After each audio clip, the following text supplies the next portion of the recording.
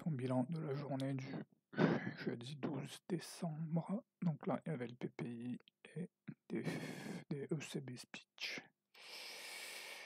Donc, calendrier de la semaine, earning de Broadcom. Pas terrible, mais bon, c'était à la clôture. Donc voilà, le rappel à lire. La clé ici, c'est suivre le système et se rappeler que parfois le signal prend du temps et les baisses ont souvent tendance à se conclure vers 19h. Donc ici, j'ai une news qui est mal accueillie, donc j'ai une forte probabilité de baisse ou de reversal à la baisse.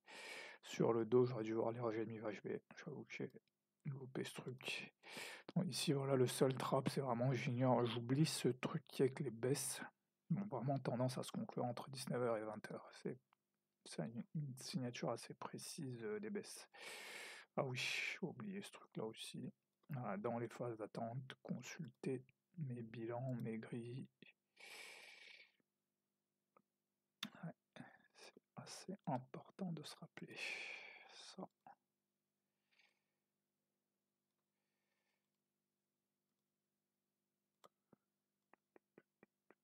Donc ici, 15h.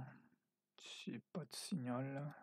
Ici, je peux vendre ici, parce que comme j'ai eu une nouvelle mal accueillie, je peux me dire que là, on va aller chercher BJP. Donc là, j'aurais pu vendre ici. Ici, j'aurais quand même attendu de voir un vrai break. Donc break, cassure, test, confirmation. Ou au pire des cas, je serais allé chercher des bear flags en M5, mais je n'aurais pas vendu directement ici. Ici, voilà, rebond MIVHB, donc ça, c'est parfaitement raisonnable d'acheter, pas de souci. Là, je m'attends à voir des continuations, des mouvements de continuation. Là, c'est un mouvement de continuation, mais un avalement aurait été mieux, mais bon, ça peut s'acheter. Là, oui. Là, non, là, en vrai, il y a une ambiguïté, en fait. Comme on a eu une mauvaise nouvelle, il est poussé. C'est un truc, en fait, c'est quand on arrive ici, acheter ici, c'est raisonnable. Acheter ici, c'est raisonnable. À partir d'ici, vu qu'on a eu une mauvaise nouvelle, c'est pas impossible, c'est assez probable même que le marché se retourne ici, en fait. Donc, à partir d'ici, vaut mieux ne plus acheter, vaut mieux vraiment entendre une cassure pour que je me remette à acheter ici. Sinon, vaut mieux plutôt que je m'attende à un reversal, en fait. Ouais. Donc ici, ça aurait été raisonnable de vendre parce qu'on a eu une mauvaise nouvelle. Donc quand on revient ici, c'est probable que la baisse repart. Donc là, je vais continuer à vendre ici, mais toujours en attendant une confirmation ici. Là, je n'aurais rien fait parce que là, ça devient trop ambigu en fait comme enchaînement. Et ici sur le dos, j'aurais pu vendre ici parce que le dos est déjà dans une dynamique de baisse. Là, en vrai, je me serais arrêté. Mais ça aurait pas été illogique de continuer à surveiller pour voir en fait ce qui allait se passer entre 19h et 20h. Et donc ici, voilà, ici j'aurais pu me mettre à vendre ici à 19h en me disant ok, là c'est la conclusion du mouvement, surtout que ici sur le dos ça se voit encore mieux. Vendre ici en disant que là on va avoir soit une leg 2, soit là on va aller chercher BJP en fait.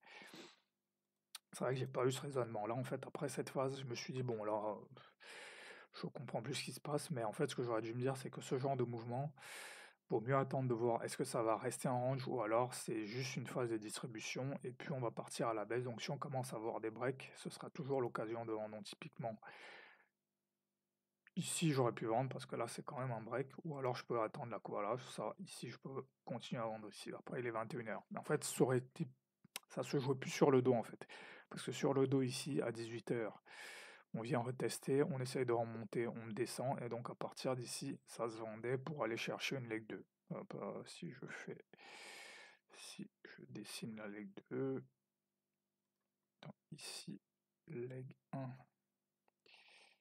elle va jusqu'ici, et donc la leg 2, non, leg 1 ici, la leg 2 peut aller soit jusque là, soit je peux la faire partir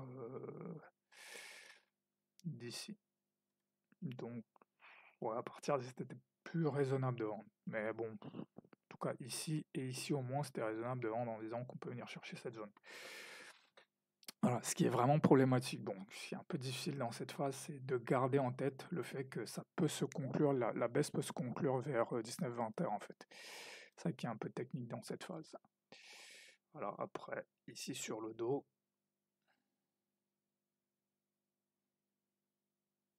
voilà, je retrouve vraiment cette dynamique de baisse, voilà, qui a commencé depuis vendredi. Donc là, j'aurais dû prendre des swings ici. Dès qu'on venait tester mi-VHB, on repartait à la baisse. Dès qu'on vient tester un BJP, on repart à la baisse. Ça, c'est vraiment une dynamique de baisse très claire. Là, il y a eu une rupture de structure ici. On est passé sous BJP. Bon, ça aussi, c'est intéressant pour les semaines qui viennent. Est-ce qu'il va y avoir une reprise directe ou alors on va continuer à baisser? C'est une vraie question sur le dos. Et si en reversal sur le dos, c'est vraiment un swing très très intéressant à prendre. Donc voilà, le Nasdaq, lui, il est dans une dynamique de hausse. Il revient tester mi-VHB par la hausse. Donc on est vraiment dans un marché pas simple. Parce que là, les trois instruments font des trucs relativement divergents. Ah, je suis même pas allé au bout de. Ok. Je suis même pas allé au bout du truc. Voilà. Donc ici, sur le FTSE, le matin, rien eu de clair.